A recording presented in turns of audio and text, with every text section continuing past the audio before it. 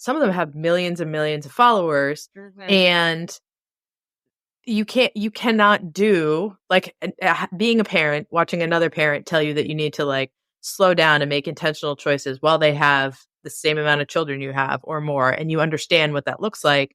But then again, that's where we come into the discussion about childcare. It's like those people can make you feel bad for not you're screwed either way, right? Like in one way, you're not working hard enough because you haven't achieved like a social media following that's that size. You haven't achieved a monetary number that's whatever. But you're also failing because in trying to achieve that, you've forgotten that you're like, you need to be ever present and you need to be slow, and like you're damned if you do, damned if you don't. But really, if you stop looking at Instagram, you'll forget all that nonsense. Hello and welcome to the And Both podcast. Here we are going to hear from moms and those in motherhood that are doing the thing that works for them. They are honoring themselves alongside the all-encompassing role and level of expectation that is motherhood. And we are going to hear from as many different people as possible in their own experience. So you can find people to relate to. You can hear stories that will make you laugh, make you cry, all of the above. And that we will come together as a community to support one another in a way that is holistic and honoring of the woman and the mother as a whole. Hello and welcome back to the And Both podcast. I am here today with Amanda Hofman, and she is from Go to Market, which she's going to tell you about. But first of all, welcome and thank you for joining me today. Thanks so much for having me. I'm excited to talk to you today. Yeah. So first things first, you get to give your spiel in whatever direction you want to take that. Mom, business, all of the above. Yes. Well, of course, we are all of those things. So I live in New York City with my husband, my 2 kids, and my dog. And I am now running my second company. It's called Go to Market. We are a branded merchandise studio who are trying to change everything about branded merchandise and about how brands and companies approach branded merchandise and swag. We're really anti-junk. We're trying to help companies create items that people want to keep in the long run. So not a throwaway t-shirt, not a throwaway pen. We want the items that we design to really reflect the values of a company and get to that if you know piece that really attracts people to brands. And the way we do that is through beautiful design. We also do everything we create stores for our clients. So they're digital print-on-demand stores where people can order what they want and the size, shape, color, and style that they want it. So there's a choice element, which of course makes things stickier as well. So if you're a t-shirt person, you can get your t-shirt. If you're a mug person, you can get your mug. And if you don't want any, you can also opt out. That's an important choice, because I feel like a lot of times, especially when it comes to swag, it's like, this is happening. So like pick one Pick your junk. And pick your junk. And now I've done my job as the like swag distributor, and there it goes. And that's what leads to like, the drawers of stuff and the clutter. Yes. Oh, I think companies often don't consider the fact that they're actually giving people a burden when they're giving people something that they don't want, or that isn't high quality, or that's kind of junky. Like, it's just, I feel really strongly about giving people choice in what they want and if they want something. Yeah. Yeah. I feel like for a long time, the focus was the transaction of giving versus the actual item. So it was like, we as the company gave all of these things to people. So like we did a thing for people, therefore they now have to like want to be around us or whatever. And it's just this idea of like, I don't owe you something because you gave me something. Well, gifting is still really powerful, and there is a reason for companies to do it. And there's a reason that we like getting gifts even when we don't like the gift, right? There's a reason that we take this junk in the first place, even though we know when we get home, we're like, ugh, why did I take 5 pens? I can hardly close my pen drawer as it is.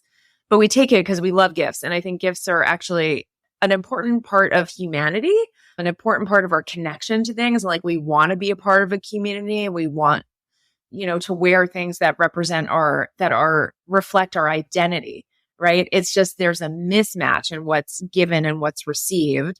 And then there's like that bummer feeling that comes afterwards. It's kind of like a hangover when you take a gift and then you're like, ugh, what am I doing with this actually? Right? Like I was just at an event and it was a great event. And they had this like big gift bag and in it was a box of banana bread mix from Chrissy Teigen, which nice. I'm a big fan of hers. And I love cooking and I love baking, but I find bananas revolting. Like, it's just, not only would I not make this mix, but I wouldn't let anyone in my house make it either because the smell would just, it's gross, right? So like, what do I do with this mix now? Well, I don't want to throw it away because it's like high quality and organic and blah, blah, blah. I don't really know who to give it to. So right now it's just lingering. It's just still in a bag, hanging on my closet door in this limbo of like, I don't know what to do with this. And that sucks. Sucks for everyone. Mm-hmm. Everyone loses in that case, right? Like it's a burden for me. The person who gave it to me isn't getting the benefit because I'm not like, ooh, what a great person who gave me this banana bread mix. And we see that all the time with like candles, journals, t-shirts, bottles of wine to people who don't drink, cookies to people who are gluten-free. It's like, it's just impossible to get it fully right all the time, but the intention is good. So you can create these print-on-demand merchandise shops or gift shops. People choose what they want. And then there's just an efficiency that's, I find really beautiful. Yeah. And too, yeah, I mean that like the whole thing, right? Is they make the choice, they're going to wear the thing. They're going to I feel like it's a great opportunity for people to get into that phase of thinking of being like, no, I don't have to take this just because you handed it to me, but I really like that and I would rather have that and I will wear that. And then it does the thing that merch is supposed to do, right? Like exactly. you wear the shirt, you carry the bag, you do all of that. Right. I went to become a brand ambassador. Exactly. I went to an event last summer, I think, and got a bunch of stuff in a bag. Came home and said, oh, I'm going to go through this and see the stuff that I want to keep and the stuff that I don't. I'm not kidding. I pulled the bag out last weekend and I went last summer. It's just because it's hanging in a closet in my office that like, we don't keep jackets in or anything like it's all my work stuff. Because it gets overwhelming. I have the same thing. I went to this event last Thursday. Granted, that's not last summer. It's been only 5 days. When you live in Manhattan, like stuff that's out is out. It's not hidden somewhere. It's like in your face all the time because you don't have a ton of living space. So it's a burden. It's a burden. I think we don't acknowledge that enough. I mean, I'm a big fan of Marie Kondo art of tidying up. I mean, every now and then I'll shake my fist and be like, why did I get rid of that? Like when a costume party comes up or something, I'm like, I had a sequin dress and I got rid of it because I literally never wear it. But now there's a costume party and it's like, okay. Now I am sequin dressless. And now I don't have my sequin dress. But also, I'm really glad that I haven't had a sequin dress hanging in my closet that I wasn't going to wear for 5 years. But there really is something to not having stuff around that isn't what we want. Yeah. And do you think, like, have you always lived in New York? Pretty much. I've been here since college. Yeah. So I've been living in small spaces since I was 18. So before that, you're a teenager. So I guess that's a whole different period of life anyways, where you just have so much stuff. But like, I wonder if having like in New York, everything is tight and, this space is so valuable. So do you feel like that has a huge influence or any influence on the iteration of go-to-market that is there now? Yeah, absolutely. I think that in order to live successfully in an apartment, especially with kids, I feel like you have to be ruthless about getting rid of things. Like my friends who are here for the long run, like I'm here for the long run. The second our child grows out of something, it is gone, disappeared, don't look back. Mm-hmm. And it's just like, it's almost like a matter of survival here. Like you can't live unless you just have like loads and loads and loads of money and just like, I guess, have extra bedrooms and storage facilities and you can do that. Even that's like it's a miserable way to live, I think. Yeah. Just like be saving and saving and saving stuff for, when it might come up. And in the city, it like really forces you to do that in a way that, my friends who live in the suburbs or have houses, it's like, yeah, let's keep that. Like that might be an art project later on, or like, oh, you know what? Save that. My kid doesn't want it, but maybe I'll use it as a gift for someone else. And it's like all those possibilities add up into this like world of clutter. And I think that, when you're culling your closet and your clothes, and then you take out like 30 branded t-shirts that like, this was from this conference, this was from this event, or, I was at an event and like there was a tequila company and they were giving out like these kind of ugly tank tops. Oh, I thought they were ugly. I'm sure somebody else really liked them. But, if I had taken that, which I think in another iteration of my life, I would have another stage in my life, I would have been like, free t-shirt, right? It's like that stuff is like, it's a clutter that harms you mentally. I mean, it's not going to harm you physically. And I don't know. I appreciate living. This is going to sound like such a lie, but it's true. I do appreciate living in a smaller space where I have to be more economical about what I'm keeping and not keeping, because otherwise I would just keep everything because it's too hard to decide to throw things away. Yeah. And two, the cataloging of everything, like the living in a place where, you have extra closets and you have all of that, the storage stuff. It's not like you're actually calm from that. You know what I mean? Like, it's like, before you even get to your closet, there is no sequin dress in that closet versus the person who's like, oh, but I have a sequin dress. Which closet did I leave it in? Uh-huh. Where is it? And now it's that constant keeping track of things, which as moms, we know as like a second and third language often. Yeah. It's like it's very taxing. And especially I'm an arts and crafts girl and mom. I just love it and love it for myself and for my kids. And like anything can be an art supply, right? Like my daughter's shoe, like the sole was coming off of the shoe. And we kind of like, she was like, can I rip it all the way apart? We were going to throw them out. I'm like, yeah. And then we looked at it and we're like, what can we do with this? And she was like, let's save it. And I'm looking at it and I'm like, oh, hell no, we're not saving that. But like the arts and crafts part of me is like, well, that could be a puppet later, or like the shoelaces could be part of like some other art project or like something with strings. And so like there is a little bit of squashing of creativity, but I think that I try to balance that by thinking that you actually can be more creative when your space is not cluttered. Yeah. And I see this I'm looking at you, and behind you is a stack of papers that is hideous. So like, I do not always follow through on this, but I strive to do that.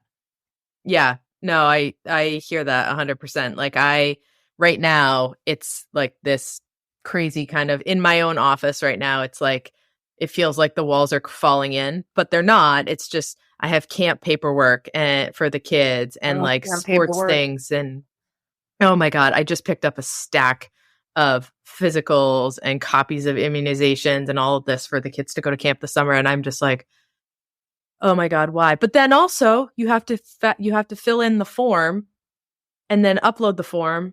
It's just, there's so much, I don't know. There's so much doubling of effort that just doesn't need to happen. We're just balancing. So I have the exact same stack over here. I got my jury summons. I've got the doctor's forms that are wrong that I need to send back. And it's like all of these things that we're balancing, and like all the, merch from the last conference that I went to, and a few business cards and a few fidgets. And, I when I'm at my best, when I am working at my best, I have a clean desk, which seems really obvious. We've all heard that before, but I think that's true.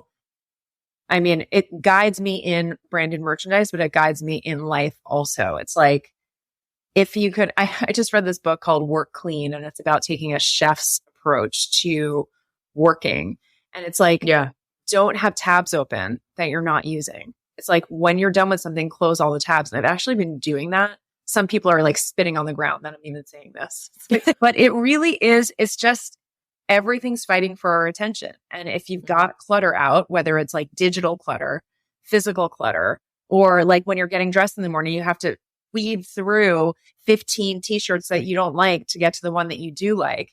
It's like, these tiny little taxes that we pay every time we look somewhere. And it's like, I find that I'm clearer and a better parent and a better worker in all the things when I keep a cleaner space.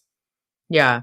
I think like I echo that, from the rooftops with a bullhorn, because I noticed that for me in my office for sure, but I also notice it in the play space that our kids have.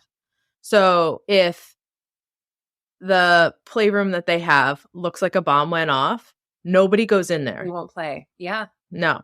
And then what happens, you can't, no. And then what happens is the playroom starts to migrate out around the house. And then all of a sudden everything, and it's like, we have to make some sort of funnel system, i.e. all of the children picking up their stuff and putting it back in the playroom. And then like every once in a while, it sort of gets way far away from you. And I go in, pull out all the broken stuff, the dried markers, all of those things. And then everything just gets put back, and they help too. And everything gets put back. And then all of a sudden it's like, where are my kids? Oh, they're all in the playroom, and they've all got their little pocket of space. And I'm like, see guys, if you just clean the playroom. And they're like, yeah, too busy. Look, it's something we need to learn again and again through life. And again, it goes back to that concept of like, we like getting gifts. We like playing with what we're playing with. It's like our instinct is to say yes to more things, right? Like, I want to do this and I want to do that. I want to color. I want to work on this coloring project and I want to do this perler bead project, right? And it's like, sometimes we just need to get rid of the one that's not working for us at the moment, even though it has potential, even though that broken sneaker has potential for an art project. It's like, it's not free to keep it, is I guess what I'm saying. Yeah. It's not There's free a cost to take branded merchandise from a company that is going to gunk up your drawer and make it harder to find the things that you actually need and want. Mm-hmm. Yeah, I agree. So my favorite example of this in getting rid of stuff that you don't use or you don't like, not necessarily favorite example, but the most hilarious example that I have saw over and over again is, so my background's in occupational therapy, and I worked in the hospital. So people that would come in for like an injury, a surgery, something happened, whatever. So it's, 99% of them are unplanned admissions to the hospital. So people go into the hospital, everything happens, and then they move on to rehab. And that's where I spent the majority of my clinical time.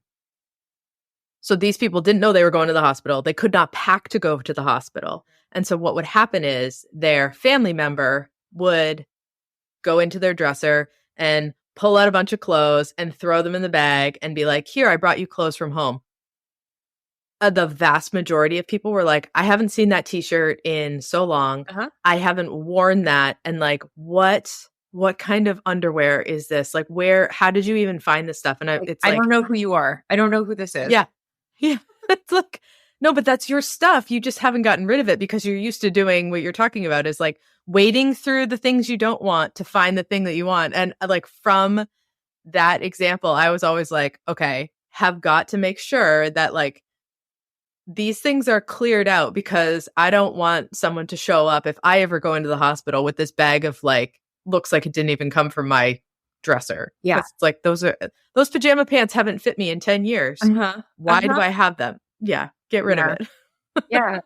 And it's not just, it applies to, I feel like we've covered this, but like, it really applies to like parenting, playing, working, just thinking clearly. It's across the board, and it takes discipline, and it's hard. I think that's the other thing that doesn't come up. It's like, oh, well, just clean up. It's easy. It's like, no, there are decisions that we need to make. It's not like doing the dishes. It's a decision. You're closing the door to a potential future with the sequin dress. I'm closing the door to say, I'm not the kind of person who's going to wear this sequin dress. And trusting that if I am the kind of person down the road, and I'm like, you know what? I am a sequin dress person, that I can go out and get another sequin dress. I feel like that is a big benefit of living in Manhattan, is that there are probably 1,000 places that you could go and find a sequin dress. That is true. I could go anywhere. Dress. I can also just like roll downstairs and get like pizza from 5 different places. So Yeah. yes, that might be a New York specific. I can get a but with Amazon, you really can get a sequin dress. And That's true. That is true. it's open to anyone. Yeah. So how old are your kids? They just While I think turned of my 10 and thoughts. 12. It's hard to say it. You know, when they just change age and you're like, wait, my kids are 9 and 11. They're not 10 and 12, but they are 10 and 12. Yeah. It feels much. And so they're in school then? Yeah. Because I've started when I started this podcast, I used to ask people about like their kids and things like that. And we never talked about the caregiving part of it. And we never talked about the childcare part. And I realized that, especially when I talk to, well, not especially anybody, but any parent, like how do you make it all work together is a really important question, because I think that's the thing that we don't talk about in this day and age. Like, how does it all happen?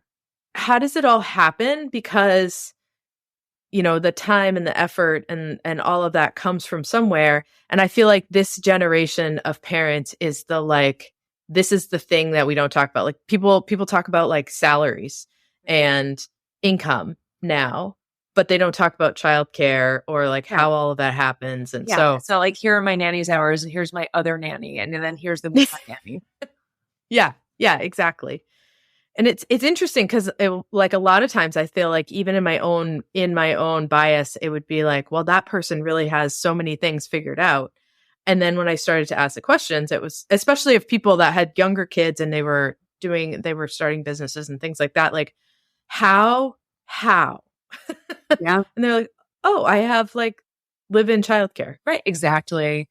They've got an au pair or One thing that was apparent to me. So I have 2 kids, which I said, and for a little bit we were thinking about having a 3rd child. And when I looked around, my friends who had 3rd children and were thriving all had their mother or somebody in their family really close to them who was basically like a 3rd parent in addition to whatever childcare they had. So it was like basically 3 parents plus whatever regular childcare another person would have. And that gave me some peace of mind because I'm like, oh, I'm not crazy, right? Like because I was looking at it, I'm like, there's no way I can manage having a 3rd kid here. I mean, of course, if I had to, I would, right? And you just figure it out.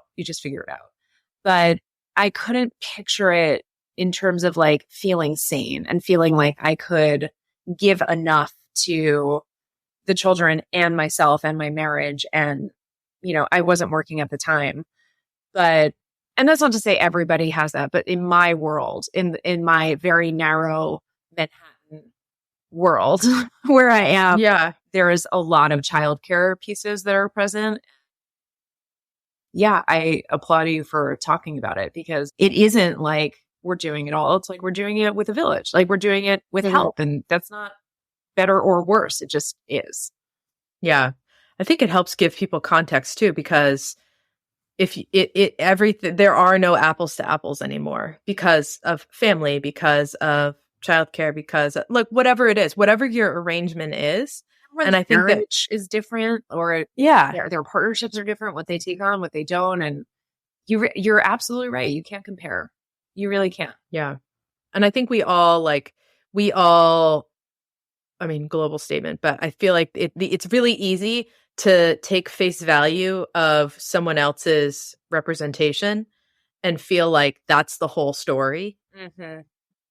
But like Instagram makes that much worse. Oh my God, social media. I gotta tell you, there was this very famous, huge blogger who went to my kids go to public school here in New York City. And this very famous blogger's kids went to the same school.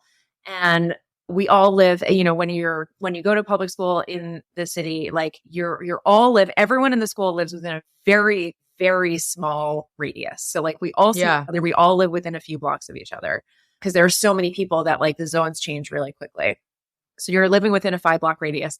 And we would look at this influencers like blog posts and Instagram posts, like living our lives, basically. Like their kids are eating at the same restaurants. Their kids are going to the same school. We're all like buying our food from the same place. Like we're living the same lives, but like, why does hers look so much better? Why does it look so much better? Like, why do I feel jealous? Why do we all feel like less looking at this when like literally we have the same lives? Yeah. It's like, it's all it's distorted. It's this like dystopian sort of thing. And so I've been looking at Instagram less and less and less and less. And I mean, again, this is like not a hot take. This is nothing new here, but I really think that for any mom out there who's feeling less, that just don't look at Instagram. Like you will instantly feel better because it's just not exactly what you said. It's not the full story. It's a narrow view. I am the 1 millionth person to say this. This is again, not a new idea, but like I can share that in my lived experience, it was very interesting to see this like perfectly polished mom who I knew to be living the same life that I was living. And to see it like it kind of was apples to apples. Of course it wasn't. We're not in the same marriage. We don't have the same amount of money, like all these things. Right. But it was pretty close. It's as close as you can get to like a big famous influencer and to be like, oh, like our kids are in the same school. They have the same, or like they're just, it's all the same. And yet it's made to look extremely different. It's aspirational. Yeah. Yeah, the aspiration versus inspiration is it's just so huge. But I also think too, like it's not I think that it's important to have the million people say this is not reality. Because especially I feel like especially I was in New York over the summer for a conference, and I remember being like, I don't know if I could live here because of that, because it's just like, it's so fast and I feel like everything is aspirational. Like when there's people like walking down the street at 8 o'clock in the morning in shoes that I couldn't even make it out of my bedroom in, I'm like, this is not, I'm just in the wrong part of the city then. That's it. I think that for people, like, if you come into Manhattan for a day and you're not used to it, you're going to leave like with your head up backwards, being like, people who live here are insane. And you can that.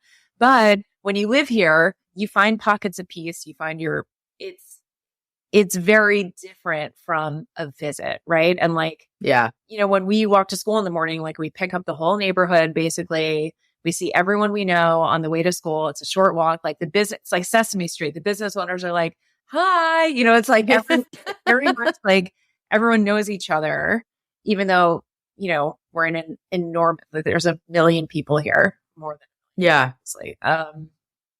And yeah, like even I feel that way if I go to Midtown at 8 in the morning, like you have to go, or if I go to the meatpacking district, I'm like, ugh, I don't fit in here. It's like, you gotta find your pockets. Right.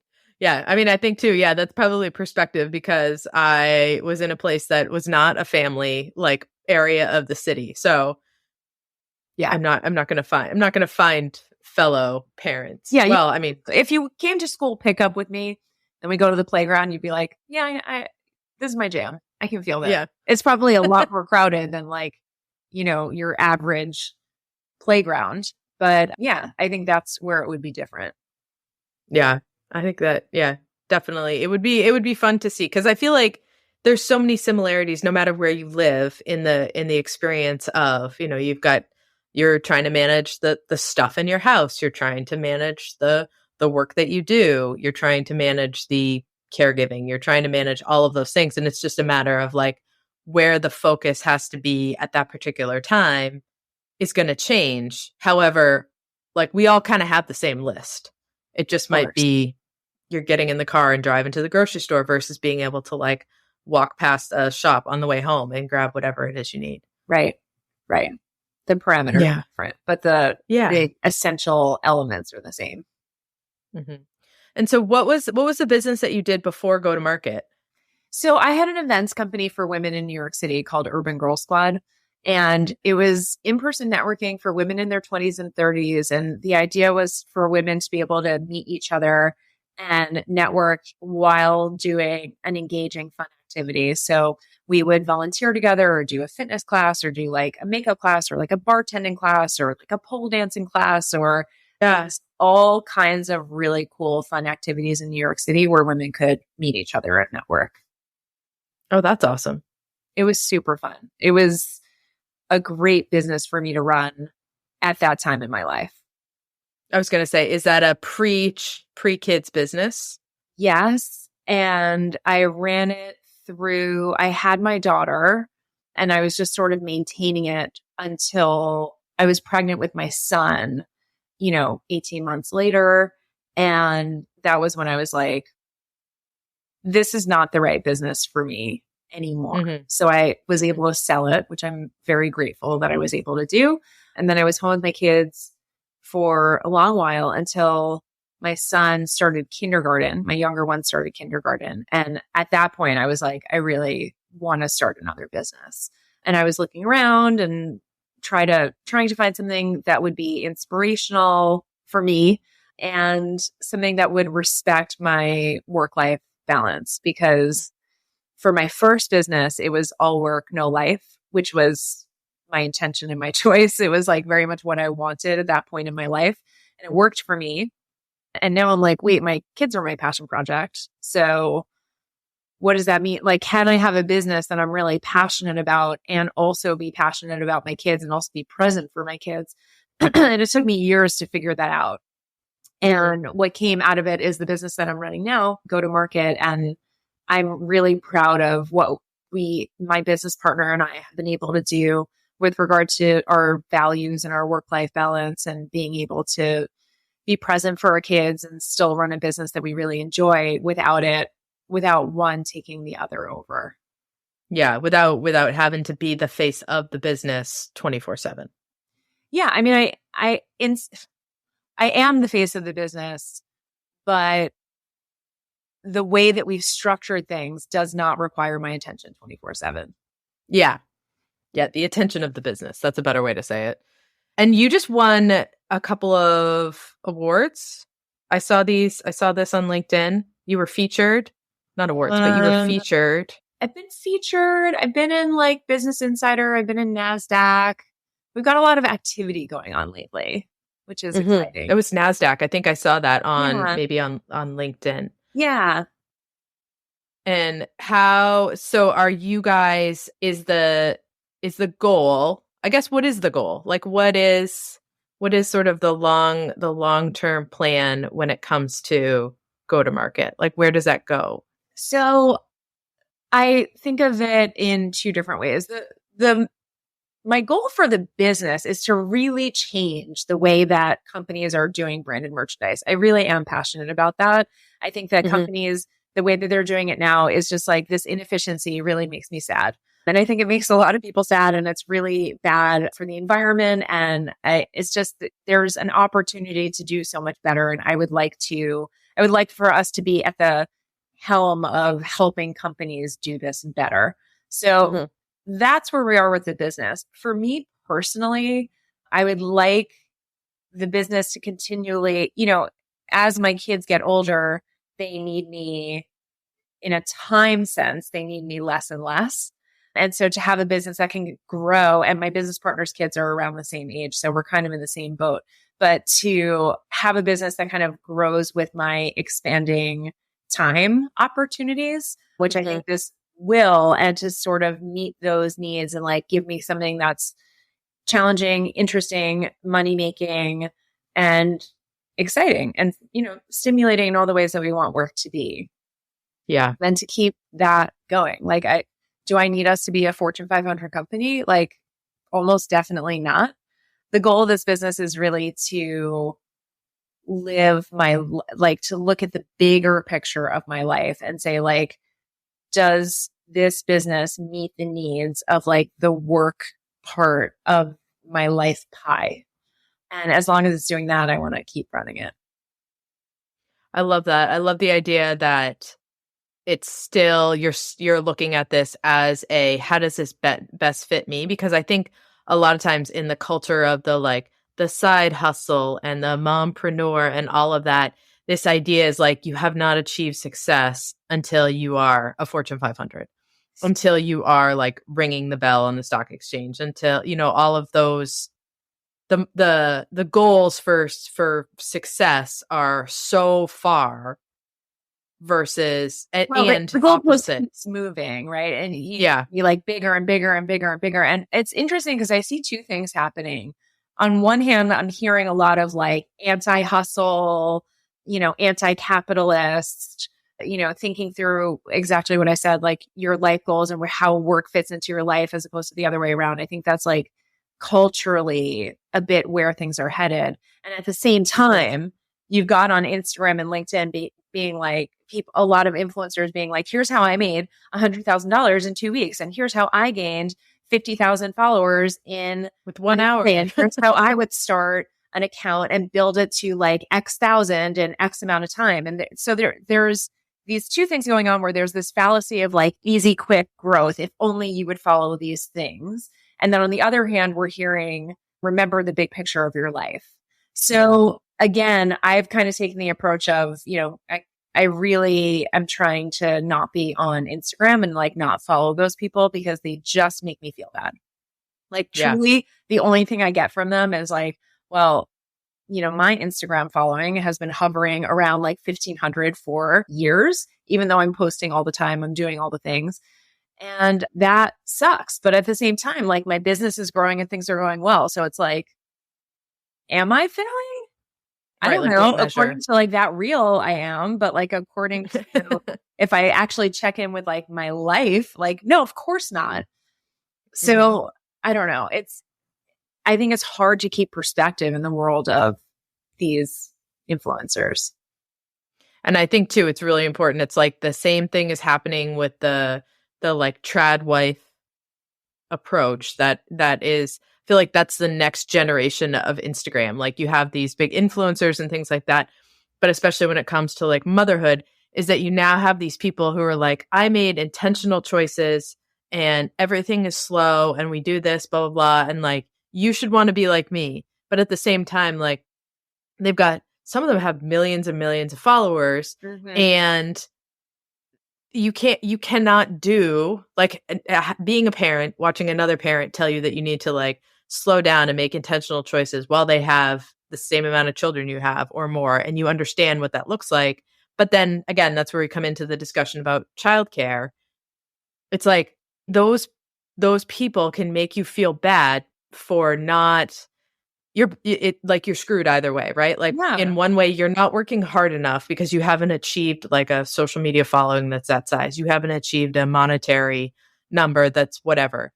But you're also failing because in trying to achieve that, you've forgotten that you're like, you need to be ever present and you need to be slow and like, you're damned if you do, damned if you don't. But really, if you stop looking at Instagram, you'll forget all that nonsense. Yes. And I didn't mean to come on here so anti-Instagram, but I mean, I'm telling you this like instance of this like big influencer who went to the school was like, I just had this notion of like, oh yeah, if I had a stylist and a professional photographer following me everywhere, yeah, I'd look like that also. But like, to what end? That's not what I want. Right? Like, of course, do I want to look pretty? Yeah, obviously. But like, I don't know. I just think that like we get pulled away from our values and our like internal knowledge when we start looking at these like really sexy things of like, I did this and this in this number of days. But also what I find in Instagram, but also just like in the coaching world. And I think that there are a lot of fantastic coaches out there. I have a business coach who I adore, but there are a lot of people who are like in parenting and in business. I did this thing and it worked. So now I'm going to be a coach teaching you how to do that. And it's like, no. That's not how parenting works. Like you have a sample size of 1 or 2. Like you are not like, if you're a pediatrician, that's a different story. You've seen like thousands of children, but like what in your home is like very one size fits one. And I think it's the same. You can just apply that across the board. Like just don't listen to people who did a thing that worked for them. And like, they might be extremely successful, but it worked for them. Like there's this one influencer who I actually really like. His name is Brock Johnson. I'm sure you see. I was watching him more years ago, but he just is really excellent at teaching people how to do reels back when I was doing more reels. And he was like, it's easy. Just do this, this, and that. And I was like, whoa, dude, like you are successful because you're so good at this. Like he's a great dancer. He has great screen presence. He also dedicates his whole life to making reels, right? Yeah. Like, again, apples to apples. Like we're not comparing ourselves. Like if I were to do everything that he did, it wouldn't look like that. Cause like I'm not him. I don't have those dancing influencing skills. So impossible. Yeah, impossible. We went to San Diego for spring break with the kids, or winter break, whatever it was. And I live in New Hampshire, so we don't have a whole lot of like beach time. I mean, not in the like California beach kind of, it's a little different. Anyway, so we went and we took the kids out to the beach, and I watched this phenomenon of like people like doing the pictures in the sand, like they're laying there and their friends like taking their picture, but it wasn't just like one person. It was like different groups of people that had the same like Instagram post, social media, whatever, that they're like all doing, all lined up. And I was like, to like be on the backside of it is the most hilarious thing, because you're just like hilarious, and also like you could cry, right? Like just so sad. Yes. So sad. Yeah. I mean, look, we've all had these experiences, and, I take my kids to Yankees games, and, we really love it. But every now and again, there's somebody sitting in front of us who's just like videoing the whole game, texting videos of the game to other people, posting to their Instagram stories, posting to doing Snapchat. And like, they don't give a shit about the game. Like they don't care what's happening. It's really just like, look, I'm here. Look, I'm here. Look, here I am. I'm at the game. And it's like tag, tag, tag. And it's like, live your life, man. Right. Be present in your life. And that's what I love about like getting a chance to meet other people and talk to other people. Cause it's like the vast majority is like, I do the thing that I do so that I don't end up getting like sucked down the hole of trying to have the perfect this and everything looks great and it's polished and stuff like that. Like sometimes it is and sometimes it's not. Yeah. Do you notice are there common themes or common, I guess, companies or whatever that reach out that are looking for swag that is not just another pen or just another, like, is there kind of a demographic? Well, I love working with founders and small businesses because they tend to really care. They're passionate about their brand. And when a company is passionate about their brand, that's when they're in the best position to have awesome branded merchandise, because they have a message that they're trying to communicate, and they have a value that they're trying to get across, and they're trying to stand out in the field, and they also love the brand. So like they're excited to represent it, and they want to do it in a way that's beyond the logo. So, but like industry wise, like we work with bookkeepers and accountants, we work with food companies, we work with casters, authors, I mean, like legal, operations, coaches, like so many different industries. But I would say the common thread is somebody who really cares about the brand. I love that. I love that. And or sustainability. Let me add that in there. Yeah. Somebody who's just like fed up with junk and is like, I don't want to do more plastic nonsense. Yeah. I feel like, because that's how I actually found you in the like general in the scheme world of things, is that you had posted something on somewhere. I don't know how we initially connected, but you had posted something and it was about like not just having stuff for the sake of having stuff. And I was at that point like trying to figure out merch for my own stuff and figuring out like where to go from, what's going to work and what's not. And you just had this whole like, it was a paragraph or a post or a video or something. I don't remember what it was, but I remember being like, that's the thing. Like, I'm so glad it resonated. That makes me so happy. Well, and I think that too, like on your end, like you're your own ideal customer, right? Like you are very passionate about this, and that's what makes it fun, is that like when two people can connect and have that same goal. Yeah, and look, that's personally why I'm running this business. It's like Look, I love branded merchandise. I really do. I always have. I never leave a gift shop without getting something. I'm like the biggest customer of it myself, truly. But really, what I'm here for is the conversations about the brand and the business. I love talking to business owners and I love talking to brand managers about what's cool about their brand and how we can represent that in design and in interesting branded merchandise. Mm-hmm. And you're in a good spot to be able to like go and see all of these things because you have all of these incredible conferences where you go. You posted something, it was a couple weeks ago, about like walking around and trying to find the good swag. Yeah. And I will say I did follow along. It's like, this is hilarious. I mean, a trade show is like a circus of really wild things and like people doing really aggressive things to get your attention. And merch plays a big part of that in a good way and a bad way. So I like to catalog it. So if any of your listeners want to follow on, you can follow along. You should join in on LinkedIn. That's where I post most of it. Yeah, it's awesome. I had a woman at the trade show that I was at in New York over the summer. Her company, her brand was Period Underwear. And she spent the entire 5 days in just her underwear. Wow. Commitment. Yeah. Yeah. And it was like, one of those, like, you're setting up your booth or whatever. And I look and there's a lady coming down the aisle in her underwear. And again, I had that, like, I am in New York because everyone else is just like doing their thing or whatever. Like no one even looks. Yeah. Yeah. There's a lot of that going on where we're just like, yeah, there's a dude in a tutu. What else? What else is going on? And it's like, I like your tutu, it's not like, oh, that's weird. It's like, this was funny. I was at school, our public school had an auction. It was like 70s theme. This is where I was looking for the sequins. So I ended up getting from Amazon these like bright pink, shiny bell-bottom pants. And as I was leaving the event, I was just like going through the bars because I have to walk through them to get home. And I was no longer I was with my husband, but I wasn't with like other people who were dressed that way. I'm telling you, 5 different people were like, I love your pants. I'm like, these are insane. I would never wear these if I were not going to a costume party, but I'm fitting in these Saturday night party people. Yeah, they were appreciated. I love it. So outside of merch and outside of work, what do you do? What are the things that you do for you?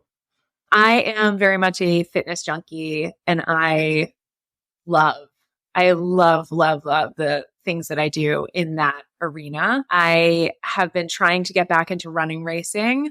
So I'm like working with a coach to get back to racing. Again, when I say racing, I don't mean like I was actually competitive. I mean, I just doing the race. You're doing it. Yes. And like, getting the times for myself, comparing my current times to my old times, that sort of thing. Yeah. And I do a lot of cycling. I go on like a big bike trip with my husband every summer. We check out, like last year we biked through Yellowstone and the year before we biked around the Finger Lakes, and we're planning our trip now for this summer. But I really like adore anything that gets my heart rate up. I love that. Except for and I do hate scary movies. Do the kids come with you on these trips? The bike trips, no, but they do come to our races. So like my husband does a half Ironman every year and we go to cheer him on. Back when I was doing running racing, they would come to that. And so they're like into the racing world. Like they've got like their signs and the high fives and like they're in that. And my son, when he was 8, he did a kids duathlon, which he really enjoyed. And, it's like, we like that world. That's our jam. I love it. That's awesome. Plus it's also like, it's another example of being the example, right? It's not like, okay, kids, go out and run around. It's like you go out and run around and like it becomes the culture. Yeah. Well, it's interesting because it's not even, we're not putting it on. It's not like, oh, we should do this to be an example for the kids. We're like, we're going to race and I'm sorry you have to wake up really early in the morning for this, but like, this is our life. This is the thing that we're passionate about it. Right. So yeah, I mean, obviously the more authentic you can be in your parenting, the better, but that's not a reach for us. For other things, yes, of course. We're faking it until we make it. I think that That is really oftentimes a really undervalued strategy. And sometimes you have to do it for yourself too. It's like, Yep. I will be awake, but I am not awake. I am awake. I'm going to be awake. I am participating. Oh my God, when can I go back to bed? So tired, just so tired all the time. But I hear you. one day we'll sleep. So one day, yeah, many decades from now, and then we'll have to get up to go to the bathroom. So for people that are business owners, because there are a fair number of listeners that have their own business, how can they connect with you and follow you? Maybe not Instagram is the place. You can follow our Instagram. We do post on Instagram, and I promise not to post anything that will make you feel bad about yourself. That is something I can guarantee. You will not feel bad about anything. It will just be like inspiring, cool ideas. So love it. Definitely follow us on LinkedIn, or it's me on LinkedIn. You can find me Amanda Hofman. Just note there's one F in Hofman. And our Instagram is Go-To-Market Studio. Our website is go-to-market.studio. You can find links for everything everywhere if you search our name or my name. And if you want to talk about merch for your business, reach out. I will respond to you. I love it. And I will put all the links in the show notes. So if people are driving and don't want to write stuff down or forget like me, because you have the memory of a goldfish, because you have so many things that are, again, cluttering your physical and cognitive space. Take a breath. Take a breath, clear off your desk. That's my goal. Right? I love it. All right. Well, thank you so much for joining me. And I love what you're doing. I think it's really cool. Thank you.